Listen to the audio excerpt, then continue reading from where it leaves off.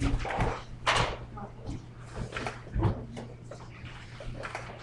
morning, ladies and gentlemen. Glad to see everybody hale and hearty this morning. We're ready to go, and we'll continue.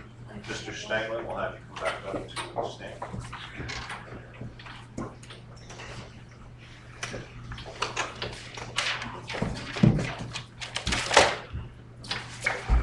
I will swear you in once again. Do you swear the testimony you're about to give will be the truth, the whole truth, and nothing but the truth? I do. Very good. And again, would you state your name and spell your last name for the record? Doug Stangeland, Stangeland.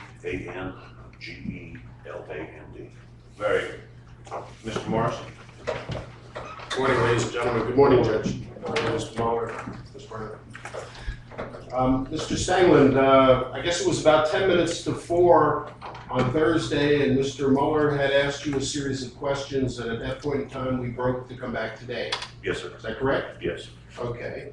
With regard to the questions that Mr. Mueller was asking you, they generally were about the events that had occurred and certain things that you had said or not said to the police officers, correct? Yes. Specifically, we had talked at one point in time about, Mr. Mueller had talked about the individual named John Barger. Yes. And John Barger was someone who you knew when you were growing up, as I understood, right? Yes. Okay. Mr. Mueller asked you if you had ever attempted to contact Mr. Barger, John Barger. Is that Yes. correct? Yes. And you indicated that you had not spoken to John Barger, if I recall your answer. Yes. Now, did you ever make an attempt to contact Mr. Barger? Yes. The only time I did was, I remember it was before the week of Sturgis, South Dakota, the bike rally they have there. And I called about some motel reservations. It wasn't pertaining to his position or anything like that, because Billy Barger definitely told me don't ever ask him any questions about that. But John was not at home when I called. His wife said that he was working or whatever. I don't remember exactly, it's so long ago. But then I just asked, is he going to Sturgis? And she said, no, he never does. And that was basically the end of the phone call, and she gave me the phone number of the motel. Approximately when would that have been? I don't know if it was August or September 2009. In one of the transcripts of your statement, you referred to Billy Barger as a poor, feeble man. Do you recall that? Yes. Could you tell me the context that you had answered that question in? Well, he put on what made it appear to us that he needed help to get up and down stairs and to in and out of a car. He couldn't carry anything, that sort of thing. You know, sometimes he could. He had what he called good days and bad days. And was there another side of Billy Barger that you saw more often than not? Yes. What was that? The flying off the handle for no reason, the temper, the very aggressive, threatening. You indicated that the family was oftentimes mentioned. Is that correct? Yes. You told Mr. Mueller that you were told at one point in time the family would appreciate it if you would protect Billy. Yes. And where did you get that information from? From Billy Barger. And at some point in time, Mr. Mueller asked you about guns that you had in your house. Do you Yes. recall that? Yes, sir. I'm going to show you a photo that has been marked in this case S-152 in evidence. Yes, sir. You recognize that photo? Yes. Okay, and that was a photo that was alleged to have been in the newspaper at one time? I never seen it myself, but yes, sir, that's what. But you saw the photograph in connection with this case, correct? Yes. Does that photograph depict firearms? Yes. Do you recognize the firearms that are on it? Yes, sir. In the center of the picture is a shotgun, a sawed-off shotgun, am I correct? Yes. Do you recognize that gun? No, sir. Was that the gun that you had when you went to the Scammell residence? It doesn't look like it, no. With regard to the other firearms that are shown in here, could you identify those firearms? Just one by one, or? Why don't you do it that way, if that's what's going on? Okay, on the far right, looking at the photo, is a Beretta Model 303 trap gun for shooting clay targets. Whose gun is that? It's one I purchased from a guy he wanted to shoot, and I got a deal on it. And it was one I just let my oldest son shoot when he was here from South Dakota, or from South Dakota. And he didn't have the trap shotgun of his own. What about the one next to it? That one is a bolt action 410 that was my great uncle's, who was in World War I, and he bought, it's a little Stevens, he bought it when he got back out of the war. What about the next one? That was my grandpa's Model 11 Remington. That looks exactly like a Browning A5. And that, like I say, that gun was my grandpa's, my great uncle's brother, that he purchased back in, I believe, the 20s or the teens for hunting. I went through each and every one of the firearms that are shown in that picture, except for that shotgun in the center. Would your answer be similar to the ones you've been giving, that they were guns that were yours and in your family? I'm just looking at them here. I don't see one that I purchased for my son that was a Ruger 22 semi-automatic rifle that, like, we had a small shooting range at our house, let alone for small guns like that. I don't see that one in the picture at all, but the guns in the two cases were, and those are airplane approved cases too. My dad and I went all over the country to competitive trap shooting. Okay. Are the guns that are shown in the picture, except for that shotgun, yours? Yes, they all are, except for that one standing up in the center. And were those guns in the house before Billy Barger moved in? Yes, And there's a handgun in the center of the picture, as I recall. yes, the one standing up here across the top. Correct. Yes, In the center. yes. Right? Okay. What is that? It's a little 22 Ruger target pistol, basically, is all it was. And it was the same way as that rifle for my son. It was one he was using part of the time, and my dad and I would use it to shoot at this range. We had our little flip-up targets and stuff like that in a dirt pipe. Was that the gun that Andrew Wadle had when you went to the Scammell residence? Yes, that's one Billy Barger handed him and said he had to carry. You didn't hand it to him. No, sir. Mr. Mueller asked you about your references to your son Derek Yes, and the use of the name Youngblood. yes. And your answer was you did not call him Youngblood, as I recollect. No, I never did. And who gave him that name? Billy Barger. Who gave you the name Bender? Billy Barger. What was Billy Barger's handle? Brutal. Brutal? What did he refer to himself when he was around the house as? We were to call him Brutal or Brother.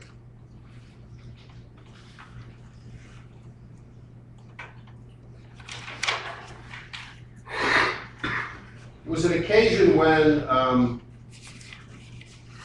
Mr. Mueller asked you about basically defying Billy Barger's order regarding Dale Light. Yes, Dale Light was someone you knew before? yes. How long had you known him before that? Over 20 years. And apparently he had said something that offended Billy. Yet he interrupted him in the middle of the woman that Billy was talking to in the middle of the conversation. And as a result, Billy gave you an order to do something to Yes. Mr. Light. Yes, What was that? take him outside and beat the shit out of him. And you determined not to do that. Is that correct? I got him to go outside and just explain to him who Barger was and don't mess with him, go in and apologize and try to get this to calm down and fizz out. And what did Dale Light do as a result of your conversation with him? Basically burst out in tears and like, why would somebody want to hurt me? I didn't do anything. And I said, I know, that's just the way he is. And what happened? Did Mr. Light go back to Billy? Yes, it took a while to get him calmed down and talking outside, and then he did go in and do that. Did you explain to Billy your conversation with Mr. Light? Yes, And how did Billy react to it? He was upset, but at the same time, he just said, don't ever do it again, don't ever defy an order again. When I tell you to do something, I don't care if it's your dad, you do it. And did you feel that you had diffused the situation adequately? Yes, Did that whole situation go away, so to speak? yes it did. How about Dale Light? Did he ever come back into your presence or Billy Barger's after that? No, I haven't seen him since that happened.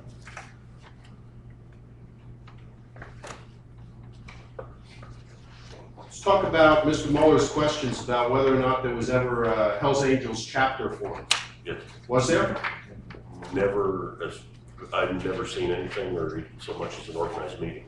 Okay. So there was never a meeting of a chapter? No, sir. And you heard conversation about people being patched? Yes, Was anyone, to your knowledge, a patched member of the Hells Angels? I have yet to this day never seen a Hell's Angels patch on anyone. What about Billy Barger? Did you ever see Billy Barger have a patch? No, Ever see him wear a Hells Angels jacket? no, Ever see him wear Hells Angels apparel? yes, When Billy would be around the house, aside from the Hells Angels apparel, did he wear Harley Davidson apparel also? yes, Did he have a team jersey of some kind, a red team jersey? I don't remember for sure, I believe so, yes. Okay.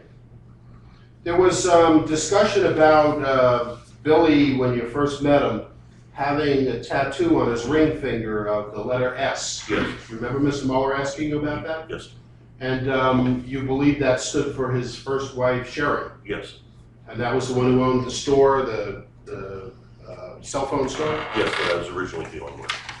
Was there a time when you learned that Billy had changed the S? Yes, And how did you learn that? when he came back from a trip to Branson, Missouri, and had his girlfriend Kim didn't like the S being there anymore, so had it changed into an 81.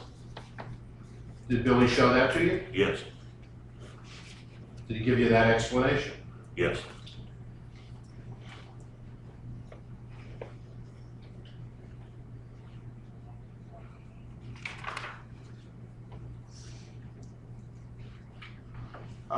Mr. Mueller asked you about whether or not you ever did any research regarding Billy Barger. yes, And I believe you answered that you did not, correct? yes. Was there ever any reason in your mind to believe that Billy Barger was anyone but who he said he was? No, Did you ever question him with regard to his alleged identity as the son of Sonny Barger? no, it's all by what he said. And was that something that you had been aware of before you moved into your house? Yes,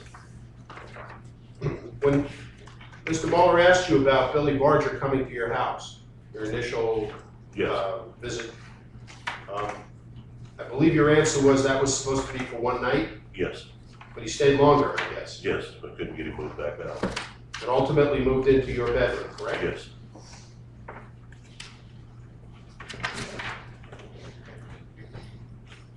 There was a time, according to your testimony, when you were living in the basement with your son Derek, is that Yes. correct? Actually, an apartment. well, it's somewhat, it was like off the bedroom, and then it was a private bathroom and a walk-in closet off of that bedroom. Mr. Mueller asked you how this situation in the house had affected you with regard to you personally, namely Billy Barger being there. Do you I, recall your answer? not exactly, no. Okay. Remember telling Mr. Mueller, I spent a lot of sleepless nights? Yes, sir. Was that true? Yes, sir.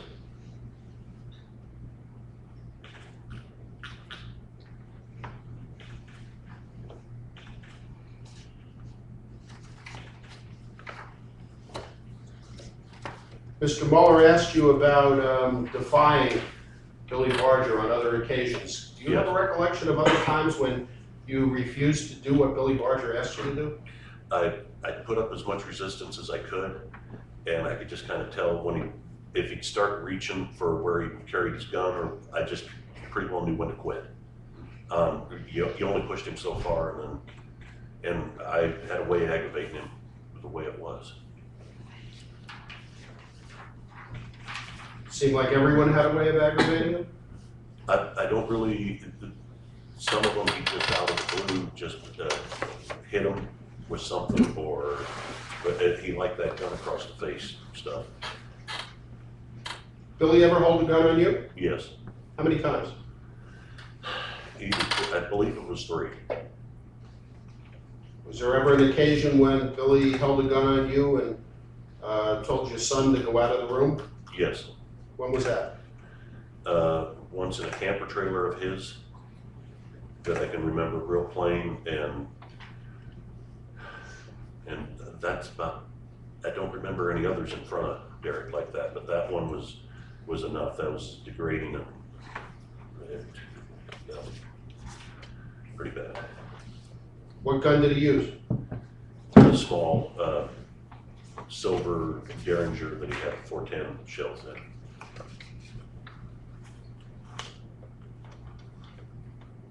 When you came to New Jersey, you were asked by Mr. Mueller about Deacon showing up to help you out. Right. Who was Deacon? He was supposedly the head of the Nomads that was out of Des Moines, Iowa. And was Deacon supposed to show up to help you? No.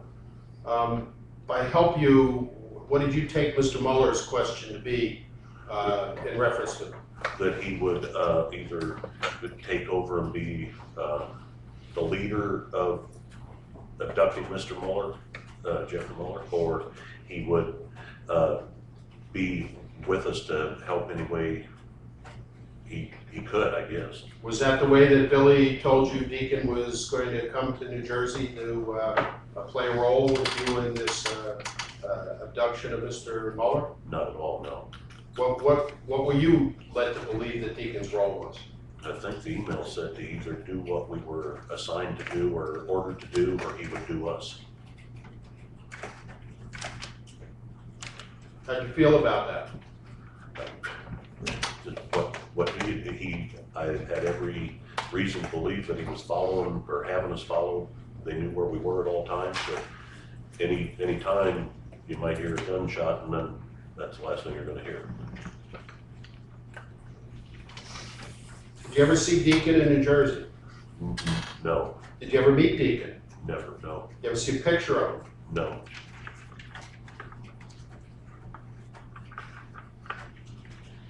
Would it be fair to say the only reason you knew Deacon allegedly existed was because Billy told you? It's through emails, and I did have an email address that Billy gave me for him, but I thought he existed.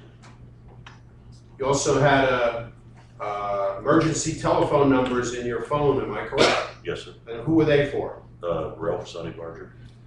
Did you ever call it? No. Who gave you those numbers? Billy Barger. You know whether they were accurate numbers or not? I never dialed them. No, sir, I don't.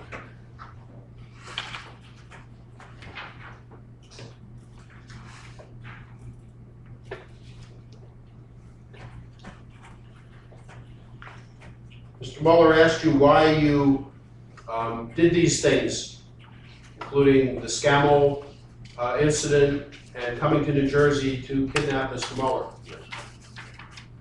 Is there a word that you could use as to why you did that? One word? Yeah. Forced.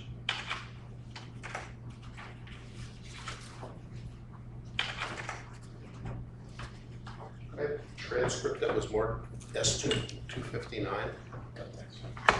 It's not more that way. It's there. Nothing more. That's the most updated transcript that was provided, so.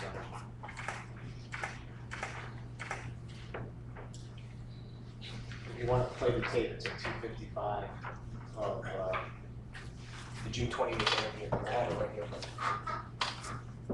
If we need to mark another transcript, we can do that, just make it. This one is not marked, Judge. Yeah, can we mark that? As 259B or something? Yeah, 259A. Or 259A. The judge, the disc that accompanies it is at S258. Okay.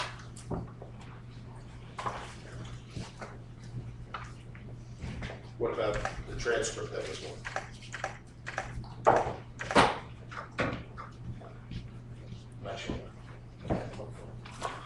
Was the one that was in front of him that you took back? That was the one that I had up there. No, you gave him that. Don't take a break, Eddie. Hmm? Don't take a break. I don't need a break. You don't. I don't need it. I'm fine. You don't have that transcript? The one that was marked I would with the have to sticker? look through. I'm sorry? I would have to look through. Could we take a break so that the prosecutor can look and see if he has it? All right.